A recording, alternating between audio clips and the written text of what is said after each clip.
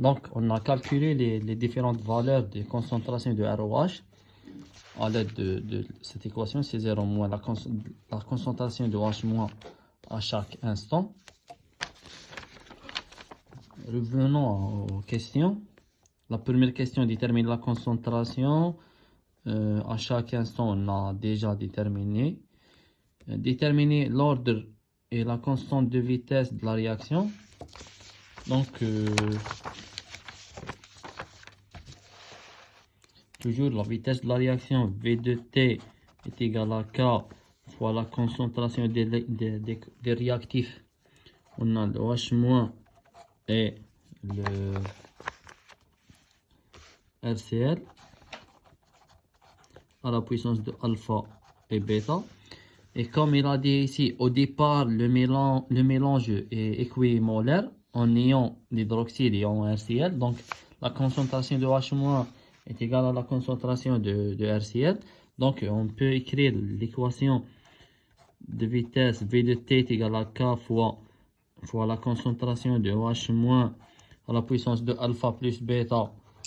Alpha plus bêta, c'est l'ordre global. Donc, V de T est égal à K fois la concentration de OH- fois la puissance de N. N, c'est l'ordre global de la réaction. Et comme OH- est un réactif et on a un coefficient stoichiométrique qui est égal à 1, donc c'est moins 1 sur 1, donc c'est moins D de la concentration de OH- sur D de T. Maintenant, on a cette équation de vitesse. C'est le temps de tâtonnement. On va tâtonner l'ordre. On va supposer que l'ordre est égal à 0 et on va essayer de trouver les valeurs de l'expression de K et on va calculer la valeur de K à l'aide des concentrations de OH- trouvées dans la question précédente. Si on trouve le K est une valeur constante, donc c'est l'ordre, la supposition est correcte. Et si on trouve une variation dans les valeurs trouvées de la constante de vitesse, donc la supposition est fausse. Donc, dans cet exercice, je vais supposer que l'ordre n est égal à 1.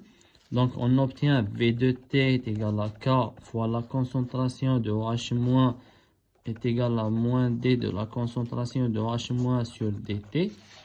On intègre ou bien on va homogénéiser l'équation, puis on va faire l'intégrale. K fois dt est égal à moins D de la concentration de OH- sur la concentration de OH-. On intègre, et c'est par rapport au temps, donc entre 0 et T. Et ici, entre la concentration initiale et une concentration à un instant T, la résultante de cette intégrale, ou bien on obtient K fois, est égal à K fois T, moins K fois 0, donc K fois T, est égal, ce moins, je peux l'écrire ici, c'est moins, donc moins KT est égal, on a F' sur F, donc c'est F' sur F, donc c'est ln, donc c'est ln F, et comme l'intégrale bornée, c'est ln, la valeur du borne supérieur moins la valeur du borne inférieur, donc c'est ln OH- à l'instant T moins ln la concentration de OH- 0. Donc ln OH- à l'instant T est égal à K de T moins ln OH- 0.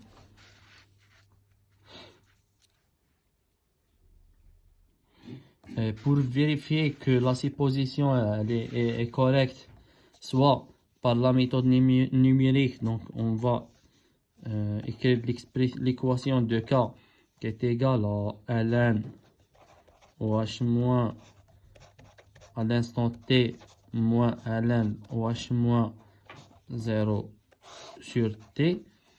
Avec ce moins, donc on obtient moins ici et plus ici.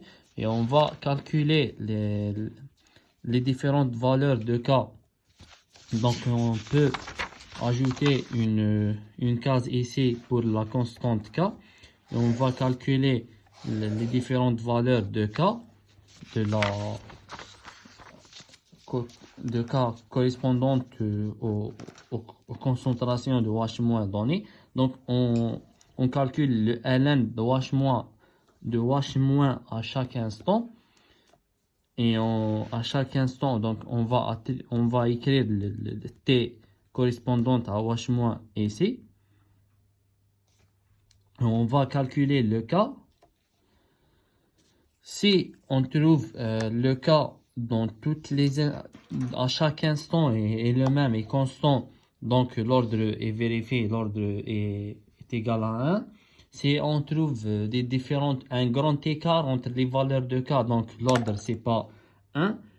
Dans ce cas, j'ai fait l'exercice avant ça, bien sûr. L'ordre c'est 1, c'est pour ça que j'ai supposé directement que l'ordre n est égal à 1. On va trouver des valeurs de K qui sont proches ou bien identiques. On va pas trouver des valeurs exactement égaux, mais sont dans un intervalle d'incertitude qui est acceptable. On va trouver des valeurs de K qui sont constantes. Donc, la supposition de n est égale à 1, elle est correcte. Vous pouvez faire la supposition de n est égal à 0 et vous calculez le cas. Donc, vous trouverez des différentes valeurs de K. Donc, la supposition de n est égal à 0, elle est fausse. Puis, vous essayez avec n est égal à 1, vous trouverez l'ordre correct. Aussi, on peut utiliser la méthode graphique où on peut tracer la courbe de la fonction ln OH- qui est égale à f de t. On trace la courbe et on remplace les valeurs de ln OH-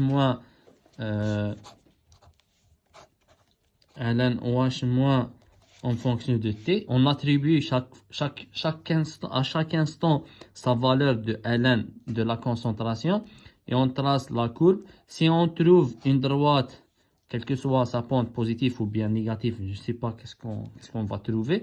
Si on trouve une droite, donc l'ordre est vérifié. Si on trouve une courbe qui n'est pas une droite, donc l'ordre n'est pas vérifié, on va essayer avec un autre ordre. C'est toujours le même travail dans la série. On va vérifier l'ordre et on va calculer la constante. La constante de vitesse, graphiquement, c'est la pente de la droite. Numériquement, on la calcule, ou bien on calcule la constante à l'aide de cette expression qu'on a utilisée déjà pour vérifier que l'ordre supposé est correct.